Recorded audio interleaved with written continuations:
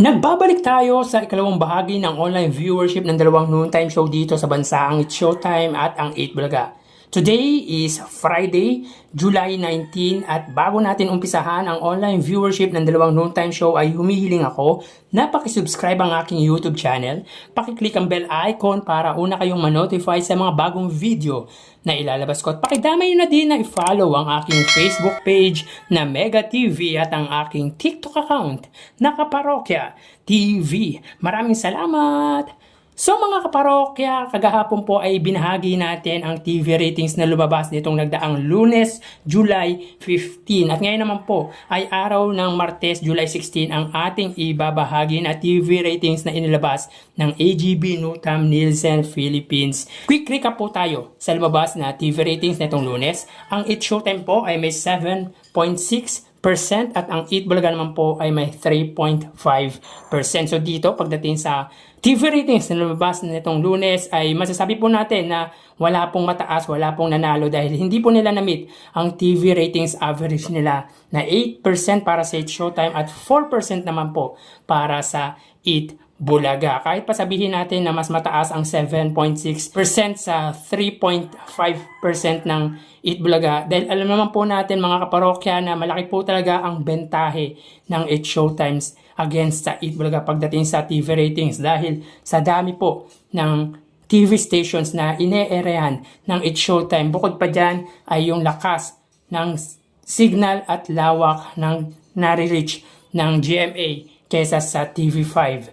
So maraming bentahe talaga ang It's Showtime kaya gumawa tayo ng sarili nating TV ratings kung saan ay meron silang TV ratings average at yun nga yung 8% at 4%.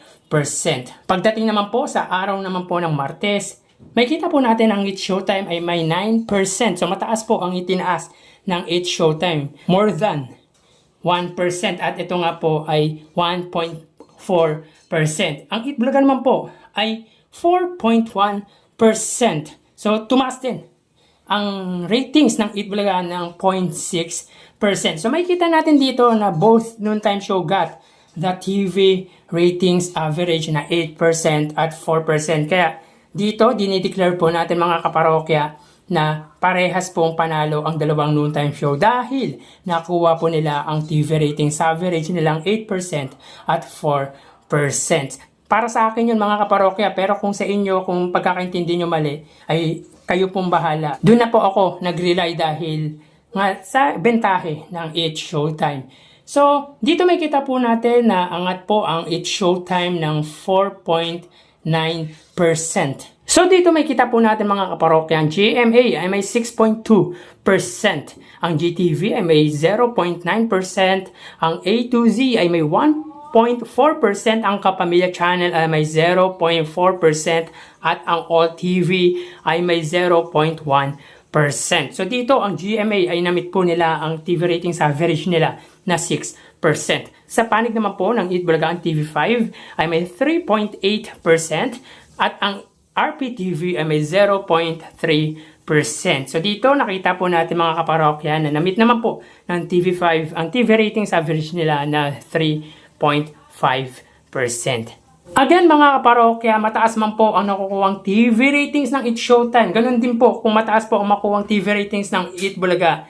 Alam naman po natin na iisa lang po ang hangarin nila dito. Ang makatulong, ang makapagpasaya at mag-entertain. Hindi lang dito sa ating bansa, kundi lahat ng Filipino dito sa mundo. So tara ating alamin ang online viewership ng dalawang bigating noontime show. Para sa 8 Bulaga under TVJ Facebook page na may 2.5 million followers at sa It's Showtime naman na may 18 million followers.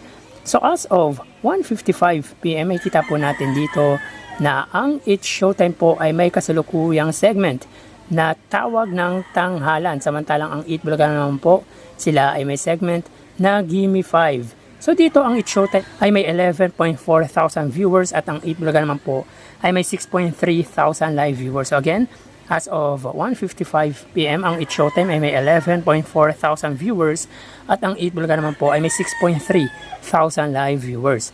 So mapunta naman po tayo sa TV Network YouTube channel at unahin po natin ang 8 Bulaga. Under po yan sa TV5 Philippines na may 1.9 million subscribers. Samantalang sa It's Showtime naman po, under po yan sa GMA Network YouTube channel na may kasalukuyang subscribers na 35.8 million subscribers. So as of 1:56 PM ang It's Showtime under GMA Network, sila po ay may 18,000 viewers. Ang 8 Bulaga naman po under TV5 ay may 37,000 live viewers.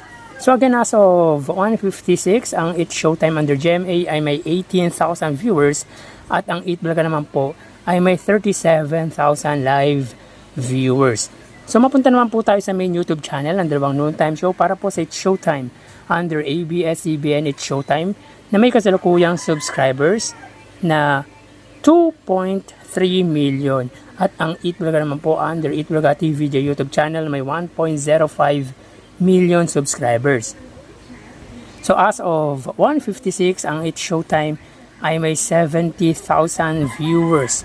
Ang 8 Bulaga naman po ay may 65,000 live viewers. So again, as of 1:57 PM, ang It's Showtime ay may 69,000 viewers at ang 8 Bulaga naman po ay may 65,000 live viewers. So bali, ang total na nakuha ng dalawang noontime show ay mga kaparokya, bago natin bigyan ang total live viewership ng dalawang noontime show ay humiling ako na paki-subscribe ang aking YouTube channel. Paki-click ang bell icon para una kayong ma-notify sa mga bagong video na ilalabas ko. At pakidamay nyo na din na i-follow ang aking Facebook page na Mega TV at ang aking TikTok account na Kaparokya TV. Maraming salamat! So bali, ang total na nakuha ng It's Showtime ay 98,000 viewers at ang 8 Bulaga naman po ay 108,000 live viewers. So again, ang It's Showtime ay may 98,000 viewers at ang 8 Bulaga naman po ay 108,000 live viewers. So yan po ang lumalabas sa kanilang online viewership as of 1:58 PM at mamaya ho, magbabalik po tayo sa huling yugto ng ating online views update ng dalawang noontime show. Magpapaalam na po muna pansamantala. Thank you at mag-ingat. Thank you and God bless.